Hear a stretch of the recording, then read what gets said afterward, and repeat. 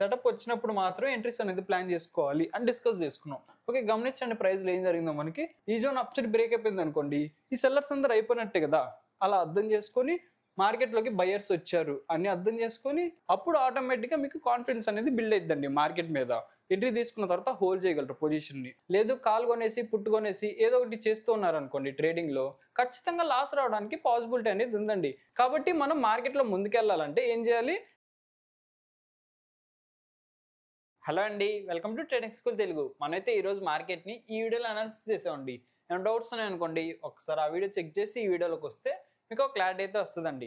ఆ వీడియోలో మనం అనాలిసిస్ చేసుకున్న మార్కెట్లో మనం సెల్లింగ్ ఎంట్రీస్ అనేది ప్లాన్ చేసుకున్నాం. ఫాల్ రావడానికి పాసిబిలిటీ అనేది ఉంది.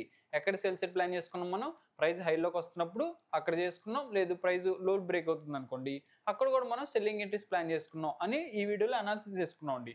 ఓకే, ఈరోజు మార్కెట్లో ఏం జరిగిందండి? మనకి మార్కెట్ అయితే ఓపెనింగ్ నుంచి అప్ సైడ్ మూవ్మెంట్ ఇస్తూనే ఉంది కదా, ప్రైస్ హైలోకి వెళ్తూనే ఉందండి. ఈరోజు మనకి ఏమైనా ఎంట్రీస్ దొరికినాయా? ప్రైస్ ఇలా జరిగింది కదా, దాని వెనక సైకాలజీ ఏంటి అనేది ఈ వీడియోలో డిస్కస్ చేసుకొని దాంతోపాటే రేపటి అనాలిసిస్కి మూవ్ అవుదాం అండి మనం. ఇప్పుడు మనం నిఫ్టీ 5 మినిట్స్ చార్ట్లోకి వచ్చామండి. నేను ఏం అనాలిసిస్ చేసుకున్నాం మనం ఇక్కడ గమనించండి. ప్రైస్ ఇక్కడ ఏం జరిగింది? మనకి అప్ సైడ్ వెళ్ళి లో వచ్చింది కదా, దీని మొత్తాన్ని కూడా ఒక జోన్ లా కన్సిడర్ చేసుకుందాం మనం. ఈ జోన్ ఎప్పుడైతే మార్కెట్ అప్ సైడ్ బ్రేక్ ఇచ్చిందో ఒక మంచి గ్రీన్ క్యాండిల్తో, ఇక్కడ నుంచి అప్ సైడ్ మూవ్మెంట్ ఇవ్వడానికి పాసిబిలిటీ ఉందని అనాలిసిస్ చేసుకున్నాం అండి. కాకపోతే ఇక్కడ మనం బయింగ్ ఎంట్రీస్ అనేది అవాయిడ్ చేసాం అనమాట. ఎందుకు ఇక్కడ బయింగ్ ఎంట్రీస్ అనేది అవాయిడ్ చేసాం మనం? నిన్న గమనిస్తే ప్రైస్ ఓవరాల్గా ఫాల్ అవుతూ వచ్చింది కదా, ఇక్కడ ఫాల్ ఉంది కాబట్టి మళ్ళీ ప్రైస్ హైలోకి వస్తుంది అనుకోండి, ఏం జరగడానికి పాసిబిలిటీ ఉంది? మళ్ళీ సెల్లింగ్ రావడానికి పాసిబిలిటీ ఉంది అని అర్థం చేసుకొని మనం ఇక్కడ బయింగ్ ఎంట్రీస్ అనేది అవాయిడ్ చేసామండి. దాని వెనక లాజిక్ అదే అనమాట. ఓకే, నెక్స్ట్ గమనించండి మనం ఏం అనాలిసిస్ చేసుకున్నాం.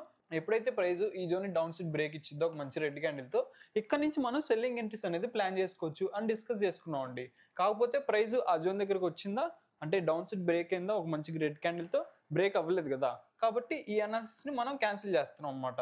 అంటే ప్రైస్ అక్కడికి రాలేదు కాబట్టి ఆ అనాలిసిస్ చూడట్లేదు మనం. దాంతోపాటు ప్రైస్ హైలోకి వస్తుంది అనుకోండి, దీన్ని మొత్తాన్ని కూడా ఏమనుకున్నాం మనం? ఒక సెల్లింగ్ జోన్ లా కన్సిడర్ చేసుకుందాం అనుకున్నాం అండి. ఈ జోన్లోనే మనం సెల్లింగ్ ఎంట్రీస్ అనేది ప్లాన్ చేసుకున్నాం. ఎప్పుడు ప్లాన్ చేసుకున్నాం సెల్లింగ్ ఎంట్రీస్ కూడా? సెల్లింగ్ సెటప్ అనేది రావాలండి. సెటప్ వచ్చినప్పుడు మాత్రం ఎంట్రీస్ అనేది ప్లాన్ చేసుకోవాలి అని డిస్కస్ చేసుకున్నాం. ఓకే, గమనించండి ప్రైస్లో ఏం జరిగిందో మనకి.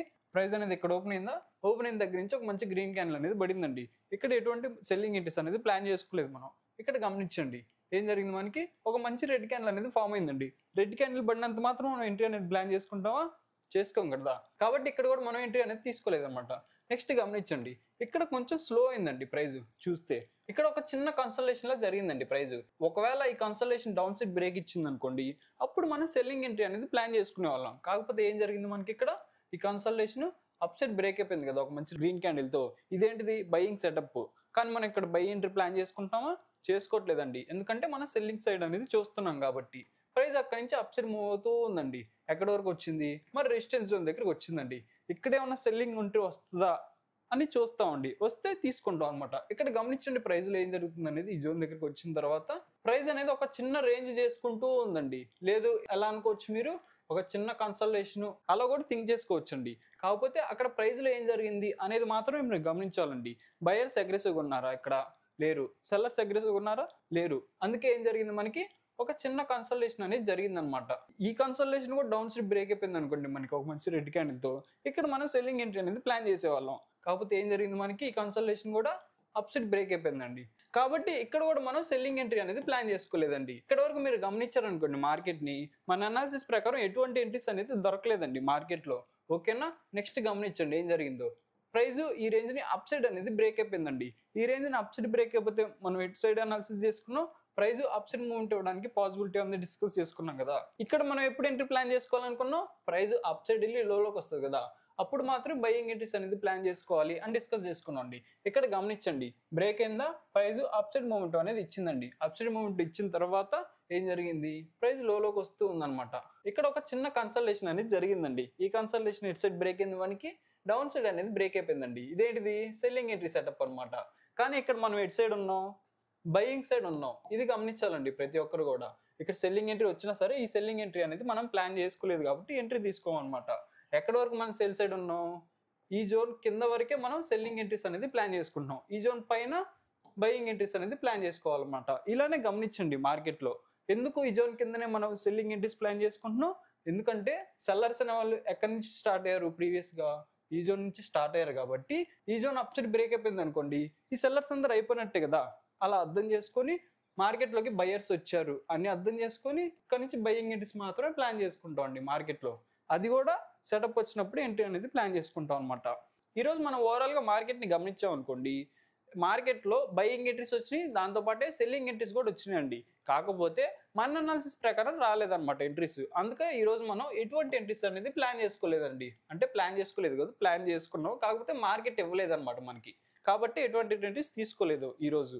ఇలా డిసిప్లైన్గా మార్కెట్లో ఫాలో అవుతూ ఉండాలండి. లేదు మీ అనాలిసిస్ ప్రకారం కాకుండా ఎక్కడో ఒకటి బై చేసి ఎక్కడో ఒకటి సెల్ చేశారనుకోండి, ఎంట్రీ తీసుకున్న తర్వాత కాన్ఫిడెన్స్ అనేది ఉండదండి మీకు మార్కెట్లో. ఒక చిన్న గ్రీన్ క్యాండిల్ పడిందా ఎగ్జిట్ అయిపోవాలనిపిస్తుంది, ఒక చిన్న రెడ్ క్యాండిల్ పడిందా ఎగ్జిట్ అయిపోవాలనిపిస్తుంది.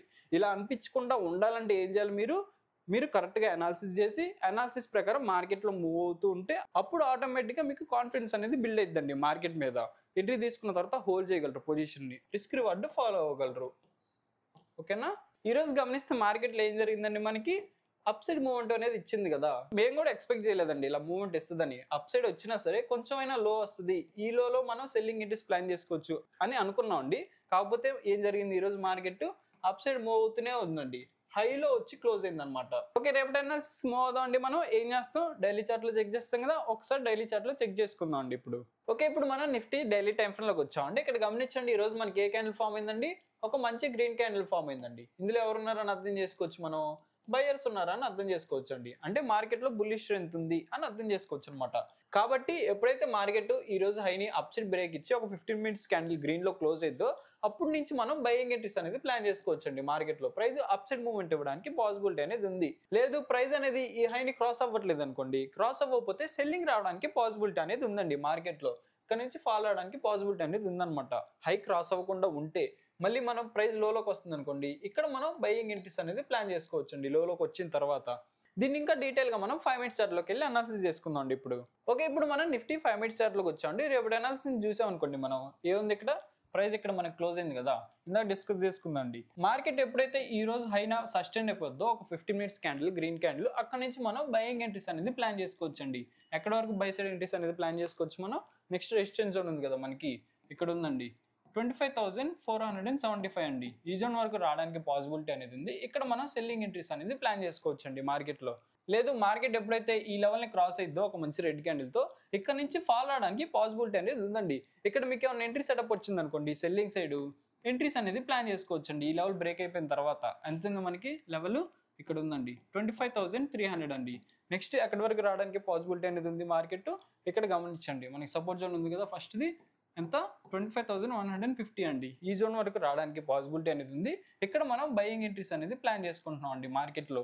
లేదు మార్కెట్ ఎప్పుడైతే ఈ జోన్ కూడా డౌన్ సైడ్ బ్రేక్ ఇచ్చిందో ఒక మంచి రెడ్ క్యాండిల్తో, ఇక్కడ నుంచి ఫాల్ రావడానికి పాసిబిలిటీ అనేది ఉందండి. ఇక్కడ మనం సెల్లింగ్ ఎంట్రీస్ అనేది ప్లాన్ చేసుకోవచ్చు. ఎక్కడ వరకు మన నెక్స్ట్ సపోర్ట్ జోన్ ఉంది కదా, ఎంత 25,030 అనమాట. ఈ జోన్ వరకు రావడానికి పాసిబిలిటీ ఉంది. ఇక్కడ మనం బయింగ్ ఎంట్రీస్ అనేది ప్లాన్ చేసుకోవచ్చు అండి. ఓకే, ఇప్పుడు మనం బ్యాంక్ నిఫ్టీ హవలీ చార్ట్లోకి వచ్చామండి. ఈరోజు గమనించాం అనుకోండి, మార్కెట్ మనకి ఎలా ఉందండి, ఇక్కడ నుంచి చూడండి ప్రైస్ అప్ సైడ్ వచ్చిందా, అప్ సైడ్ వచ్చిన తర్వాత ఏం జరిగింది, మనకి కొంచెం వాలటైల్గా బిహేవ్ చేసిందండి. అంటే ఎలా అర్థం చేసుకుంటున్నాం మనం, ఇక్కడ చూడండి అప్ సైడ్ విక్స్ వస్తున్నాయి, డౌన్ సైడ్ కూడా విక్స్ వస్తున్నాయి అనమాట. సెల్లర్స్కి బయర్స్కి మధ్య ఫైట్ జరుగుతుందని అర్థం చేసుకోవచ్చు కదా మనం. కాబట్టి మార్కెట్ ఎప్పుడైతే ఈ జోన్ని అప్ సైడ్ బ్రేక్ ఇచ్చిందో ఒక మంచి గ్రీన్ క్యాండిల్తో, ఇక్కడ నుంచి అప్ సైడ్ మూవ్మెంట్ ఇవ్వడానికి పాసిబిలిటీ అనేది ఉందండి. ఎక్కడ వరకు నెక్స్ట్ రెసిస్టెన్స్ జోన్ ఉంది కదా, ఎంత ఉంది మనకి, ఇక్కడ ఉందండి 57K అండి. ఈ జోన్ వరకు రావడానికి పాసిబిలిటీ ఉంది. ఇక్కడ మనం సెల్లింగ్ ఎంట్రీస్ అనేది ప్లాన్ చేసుకోవచ్చు అండి రౌండ్ లెవెల్ కాబట్టి. లేదు ప్రైస్ ఈ లెవెల్ కూడా అప్ సైడ్ బ్రేక్ ఇచ్చింది అనుకోండి, ఇక్కడ నుంచి అప్ సైడ్ మూవ్మెంట్ ఇవ్వడానికి పాసిబిలిటీ అనేది ఉందండి. ఎక్కడ వరకు ఇక్కడ గమనించండి, నెక్స్ట్ రెసిస్టెన్స్ జోన్ ఉంది కదా మనకి 57,280 అండి. ఈ జోన్ వరకు రావడానికి పాసిబిలిటీ ఉంది. ఇక్కడ మనం సెల్లింగ్ ఎంట్రీస్ అనేది ప్లాన్ చేసుకోవచ్చు.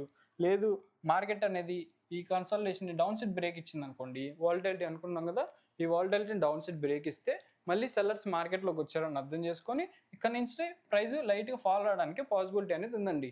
ఎక్కడ వరకు ఫాల్ రావడానికి పాసిబిలిటీ అనేది ఉంది, ఎంత ఉంది మనకి ఇక్కడ 56,580 అండి. ఇక్కడ మనం బయింగ్ ఎంట్రీస్ అనేది ప్లాన్ చేసుకోవచ్చు. లేదు మార్కెట్ ఈ జోన్ డౌన్ సైడ్ బ్రేక్ ఇచ్చింది అనుకోండి, ఇక్కడ నుంచి మనం సెల్లింగ్ ఎంట్రీస్ అనేది ప్లాన్ చేసుకోవచ్చు అండి. ఎక్కడ వరకు మన నెక్స్ట్ సపోర్ట్ జోన్ ఉంది కదా, ఎంత ఉంది 56,370 అండి. ఈ జోన్ వరకు రావడానికి పాసిబిలిటీ ఉంది. ఇక్కడ మనం బయింగ్ ఎంట్రీస్ అనేది ప్లాన్ చేసుకోవచ్చు అండి. ఈ జోన్తో పాటు ఇక్కడ గమనించారనుకోండి, ఎక్కడి నుంచి అగ్రెసివ్ ప్రెజర్ అనేది కనిపించింది మనకి, బయింగ్ ప్రెజర్ ఇక్కడ నుంచి కదా.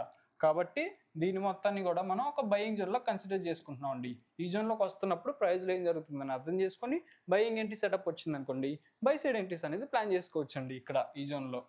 ఓకే, ఇప్పుడు మనం సెన్సెక్స్ అవలీ చార్ట్లోకి వచ్చామండి. ఇక్కడ గమనించాం అనుకోండి చార్ట్ని ఎలాగుందని, మనకి ప్రైస్ అప్ సైడ్ వచ్చి ఒక రెసిస్టెన్స్ దగ్గర క్లోజ్ అయిందండి. మనకి ఈ రెసిస్టెన్స్ని మార్కెట్ ఎప్పుడైతే అప్ సైడ్ బ్రేక్ ఇచ్చి సస్టైన్ అయిద్దో ఇక్కడ నుంచి మనం బయింగ్ ఎంట్రీస్ అనేది ప్లాన్ చేసుకోవచ్చు అండి. సేమ్ నిఫ్టీ లాగానే అండి. నిఫ్టీలో ఎలా సైకాలజీ అప్లై చేస్తున్నాం, సేమ్ సైకాలజీ ఇక్కడ అప్లై చేసి మనం ఎంట్రీస్ అనేది ప్లాన్ చేసుకోవచ్చు అండి. ఇప్పుడు లెవెల్స్ అనేవి గమనిద్దాం అండి. సెన్సెక్స్లో ఫస్ట్ రెసిస్టెన్స్ జోన్ ఎక్కడ ఉంది, మనకి క్లోజింగ్ దగ్గరలోనే ఉందండి, 82,760 అండి. దాని తర్వాత ఎక్కడ ఉంది, ఇక్కడ ఉందండి 83,040 అండి. నెక్స్ట్ ఎక్కడ ఉంది, హైలో ఇక్కడ ఉందండి 83,300.